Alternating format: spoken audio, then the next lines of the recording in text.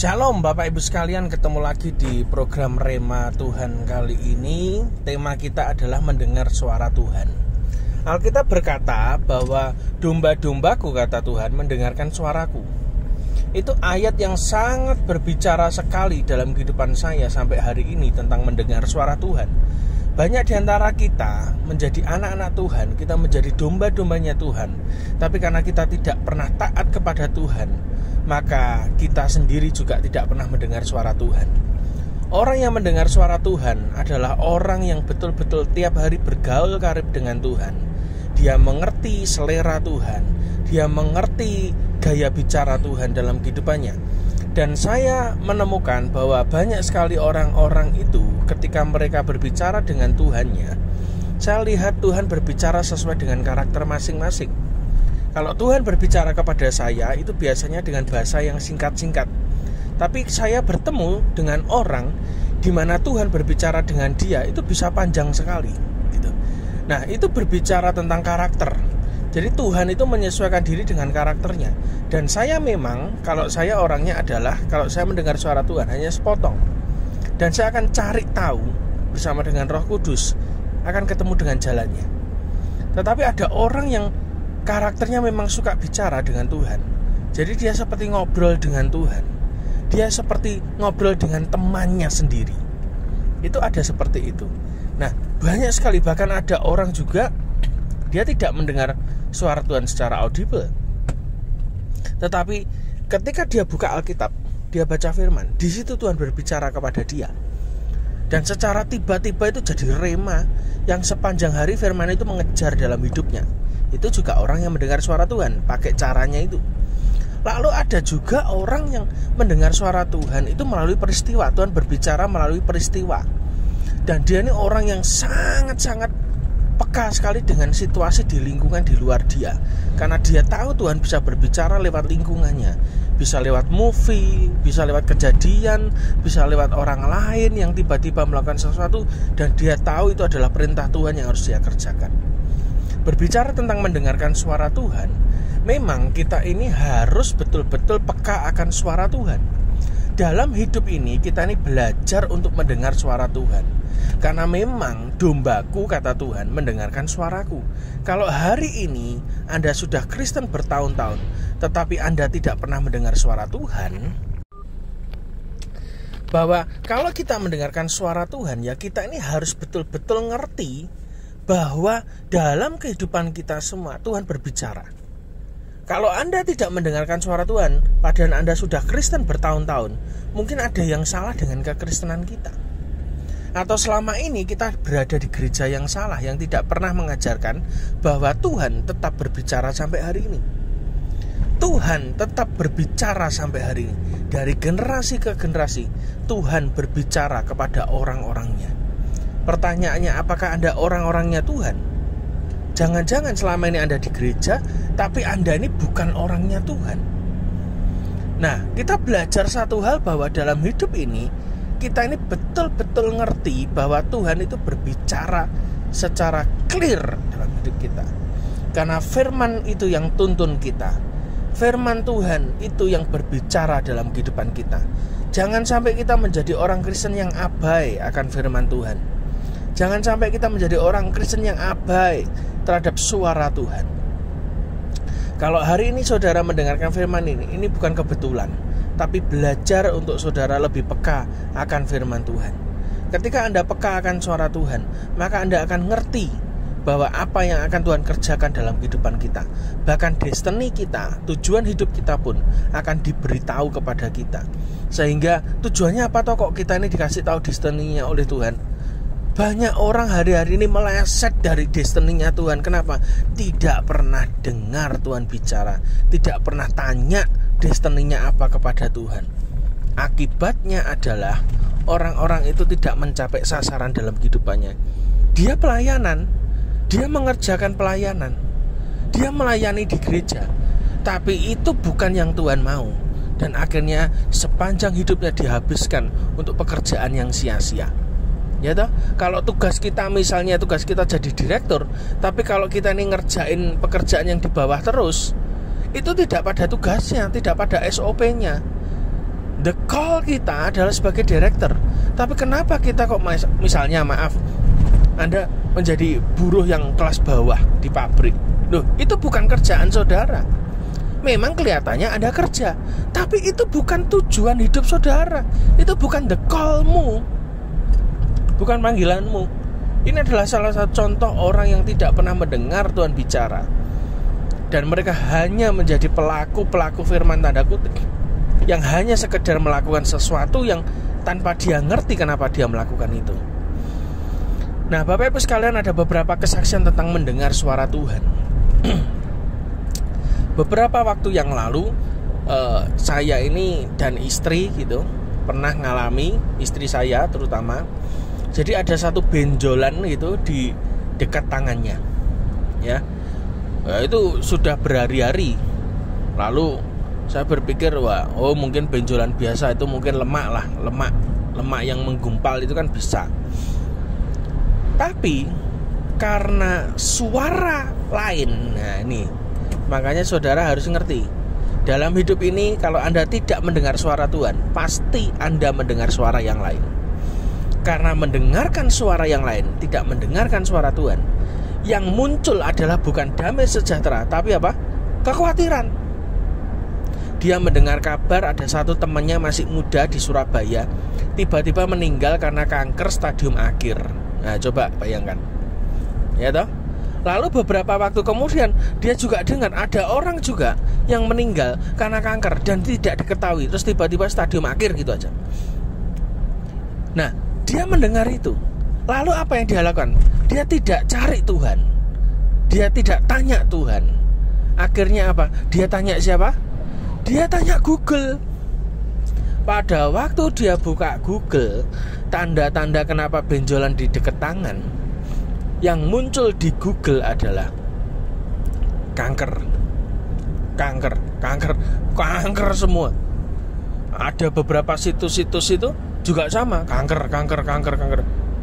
Wah, dia dengar orang meninggal karena kanker, lalu dia buka di Google, ngomongnya juga yang sama, kanker. Nah, saya mau beritahu buat saudara ya, suara mayoritas belum tentu benar. Ya, suara mayoritas yang Anda dengar belum tentu dengar, dan belum tentu itu dari Tuhan. Tidak usah didengar. Oke? Saul, dia dapat pesan Tuhan dari Samuel, tunggu, jangan dibakar dulu korbannya, yang bakar Samuel. Tetapi karena Saul melihat mayoritas orang Israel berserak-serak meninggalkan dia, dan dia takut ditinggalkan manusia, bukan takut ditinggalkan Tuhan loh, takut ditinggalkan manusia, maka dia mengambil sebuah keputusan yang fatal. Dia membakar korban, dan begitu korban dibakar, Samuel tiba-tiba datang dan marah. Firman Tuhan marah kepada Samuel karena ketidaktaatannya, dan karena dia lebih takut pada suara mayoritas daripada dia takut suara Tuhan. Sama dengan istri saya, dia takut, ya. Akhirnya dia tanya Google, negatif semua, omongan negatif, berita negatif. Saya mau beritahu ya, dunia itu tidak pernah ngasih saudara yang positif loh. Tapi Tuhan memberikan damai sejahtera dalam hidup saudara.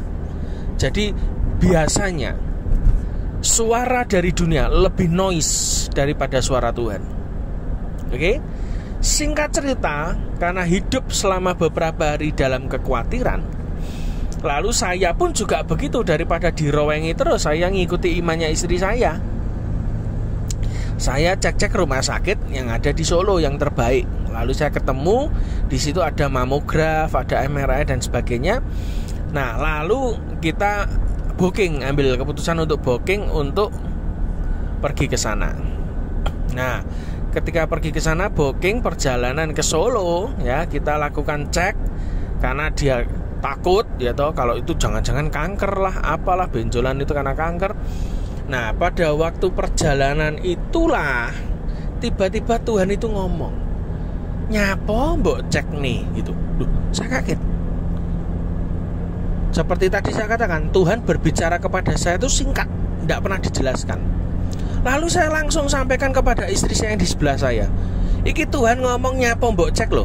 Iki nek nyapa mbok cek, Tuhan sudah tanya nyapa mbok cek. Saya sudah ngerti. Karena Tuhan berbicaranya mesti sepotong-sepotong. Ini mesti tidak ada apa-apa dan tidak ada masalah apa-apa. Lalu istri saya mulai ragu, seperti kayak sadar gitu. Loh, berarti gimana? Jalan-jalannya apa ngecek? Nah, pada waktu itu saya bilang, ini sebuah pelajaran. Daripada ya toh nanti kamu juga ngeroweng nggak nyaman, ya sudah terpaksa karena sudah jauh-jauh ke sini. Lalu saya bilang sama saya, ya sudah tetap aja kita cek mamograf ya. Tetap cek. Ya biar hatinya ayem, karena saya ngerti level imannya seperti apa. Nanti kalau pulang kan berubah lagi. Pada waktu itu betul kita bayar hampir 1 juta hanya untuk cek itu, untuk foto itu tadi. Lalu kita antri, lalu kita masuk, dan kemudian dicek. Lalu kita 2 jam jalan-jalan, ketemu beberapa orang di Solo. Lalu sudah waktunya kita ngambil hasil. Lalu kita konsultasi dengan dokternya, tanya gimana hasilnya. Loh, negatif kanker tuh enggak ada tuh. Ini cuma benjolan biasa kok gitu. Jadi dicek itu tingkat keakuratan yang tinggi, itu bukan kanker. Dan memang tidak ada apa-apa, tidak ada masalah apa-apa, tidak ada kerusakan jaringan dan lain sebagainya, hanya benjolan biasa. Wih, saya kaget. Lalu saya cuma noleh sama istri saya, bener toh, Tuhan kalau ngomong nyapa mbok cek itu berarti tidak ada apa-apa. Tapi minimal ya belajarlah bahwa akhirnya dia rodok lego lah, ya toh, rodok lego. Tuhan sudah ngomong, ya toh. Tapi hasilnya juga sudah berbicara. Betul, memang tidak ada hasilnya. Ya timbangannya duit dicacah gitu, mending disumbang nih persekutuan doa, banjir rezeki ya toh.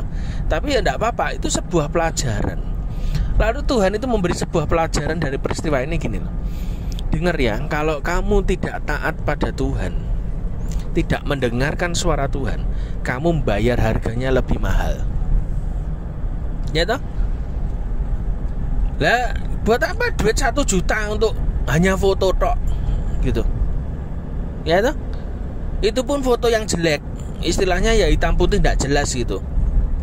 Mbok yo foto sendiri di studio itu sudah berapa jepretan gitu. Tapi Tuhan itu betul-betul ngasih pelajaran yang jelas tentang peristiwa itu. Kalau kamu tidak mendengarkan suaraku, kata Tuhan, kamu bayar lebih mahal. Betul kan? Karena kita tidak percaya Tuhan, kita khawatir, kita dengar kata dunia, kita lihat kondisi di luar kita, lalu kita khawatir sendiri, akhirnya kita keluar duit sendiri. Kalau Anda taat dengan Tuhan, Anda tidak perlu keluar duit. Percayalah. Ya. Kalau Anda taat dengan suara Tuhan, Anda mendengar suara Tuhan, Anda tidak perlu bayar lebih banyak kok. Loh, kenapa? Bahkan Anda kadang tidak perlu bayar, karena Anda ngerti bahwa engkau melakukan apa yang Tuhan mau. Tapi persoalannya kadang dalam hidup ini, mau tidak mau, kita tanda kutip mendengarkan noise, yaitu suara berisik yang itu jadi mayoritas dalam hidup kita. Yang rasanya kalau kita tidak melakukan, kita ini tidak marem, ya toh. Padahal Alkitab berkata, firman Tuhan itu membawa damai sejahtera dan sukacita. Mendengar suara Tuhan itu penting. Itu yang membawa damai sejahtera. Kalau engkau mendengarkan saja percuma. Tapi engkau mendengar dan engkau percaya, maka firman itu akan jadi dalam kehidupan kita. Nah, Bapak Ibu sekalian, lihat orang Israel yang tidak pernah mendengarkan firman Tuhan, tidak taat dengan firman Tuhan. Tuhan bawa dia 40 tahun muter-muter di padang gurun. Betul kan? Betul enggak? Itu harga yang harus dibayar. Harusnya perjalanan cuma berapa minggu, tapi ditempuh 40 tahun muter di tempat yang sama. Bayangkan. Hanya untuk mendidik supaya mereka taat kepada firman Tuhan. Daripada hidup kita harus muter-muter terlalu lama. Hari ini ada satu pesan Tuhan buat saudara. Hari ini jika engkau mendengarkan suaranya, Alkitab berkata, jangan keraskan hatimu. Bahkan di 7 jemaat kitab Wahyu dikatakan jelas, siapa bertelinga hendaklah ia mendengar. Bukan siapa bermata hendaklah ia melihat. Tidak, iman itu tidak melihat, mendengar. Kenapa Roh Kudus berkata kepada 7 jemaat di kitab Wahyu dengan jelas berkata, barang siapa bertelinga hendaklah ia mendengar apa yang dikatakan Roh kepada jemaat. Karena Tuhan tahu bahwa iman muncul dari pendengaran, bukan penglihatan. Pendengaran, dan pendengaran akan firman Tuhan. Penglihatan yang saudara mata jasmani lihat, kondisi dunia itu bisa menipu. Tapi kalau Anda mendengar suara Tuhan, Anda mendengar yang Tuhan katakan dalam hidupmu, Anda tidak rugi. Anda tidak bayar lebih banyak dari sebelumnya. Kenapa? Ya karena Anda dengar-dengaran firman Tuhan. Nah, banyak sekali kesaksian tentang mendengar suara Tuhan. Tapi intinya adalah, kalau Anda tidak taat dengan firman Tuhan yang bicara dalam hidupmu, Anda bayar lebih mahal. Sama kayak Abi, anak saya. Karena dia tidak dengar-dengaran di sekolah, maka saya tanda kutip terpaksa harus ngeleskan dia.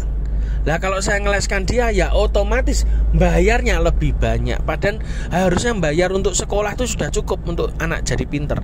Tapi karena dia tidak dengar-dengaran di sekolah, maka kita akhirnya bayar lebih mahal. Bayar guru les. Untuk apa? Untuk mengulang pelajaran yang ada di sekolah. Dalam hidup ini ayo kita sama-sama belajar mendengar suaranya. Ingat, domba-dombaku mendengar suaraku. Tuhan Yesus memberkati.